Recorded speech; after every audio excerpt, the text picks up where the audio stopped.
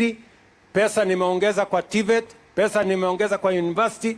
Hata matokeo ya jana ya form 4 ya mwaka huu, kwa sababu ya waalimu ambao tumewaongeza, matokeo ya mwaka huu ni bora kuliko ya mwaka uliopita. Matokeo ya STEM subject ile ya sayansia ya mwaka huu ni bora kuliko ile ya mwaka uliopita.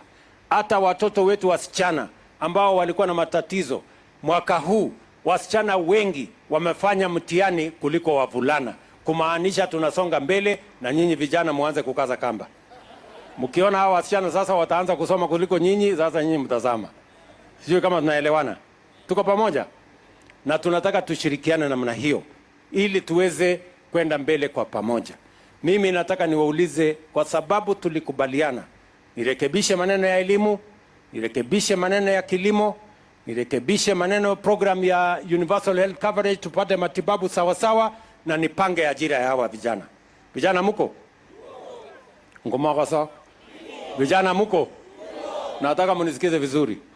Vijana wa hapa Tarbo na vijana wa Kenya, munisikize vizuri. Tumewapangia mambo mazuri. Number 1, tumepanga program ambayo itatengeneza ajira kwa vijana wa Kenya.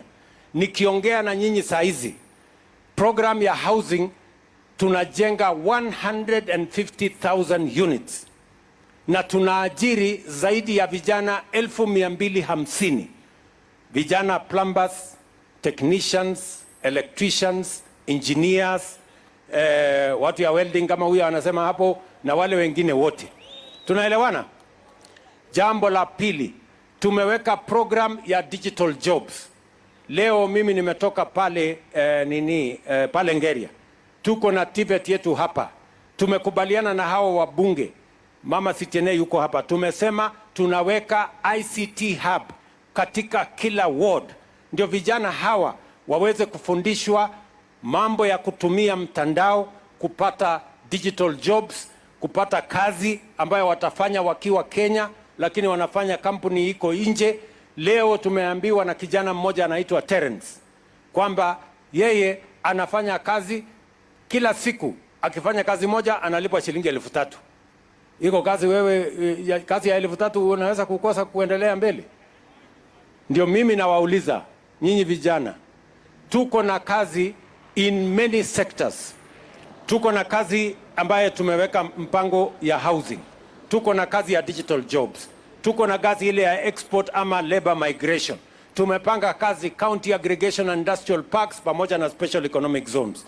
Mimi nawauliza vijana wa Kenya, look at the opportunities that we have created for you so that you can tap into those opportunities, make money for yourselves, grow your talents and become successful.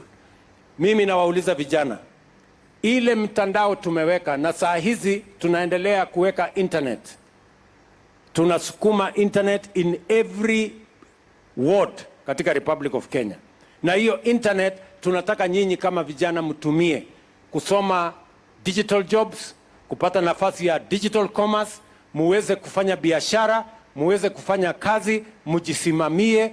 Na wale wengine ambao mnatumia hiyo internet ati kwa matusi, kwa kufanya mambo maovu, mimi nawaambia wazazi na sisi wote na jamii kwa jumla, tuwasaidie hawa vijana wasitumike vibaya, wasitumiwe kufanya mambo ambayo hayana maana ya matusi.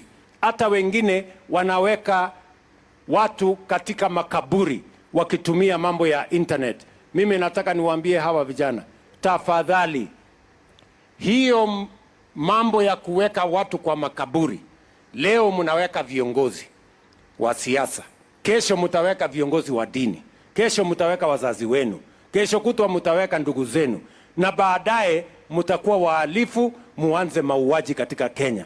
Na mimi nataka niwaulize viongozi wale ambao wana encourage hawa vijana, I want to tell leaders, let us not encourage our young people, the young people of Kenya, to do the wrong things, to acquire the wrong morals, or to acquire the wrong characters. They will become dangerous in the end. Not to the leaders that they are abusing today, not to the next people. They will also become a danger to themselves. Let us not use matters of the internet for the wrong reasons. We want internet to serve these young people so that they can acquire jobs, they can do digital jobs, they can do digital commerce. That is how we are going to have a successful nation. Tumeelewana jameni? Tuko pamoja? So nyinyi vijana mjikaze, tunawapanga na ajira, tunawapanga na kazi hizo zingine ndio tuweze kusukuma maneno ya Kenya mbele.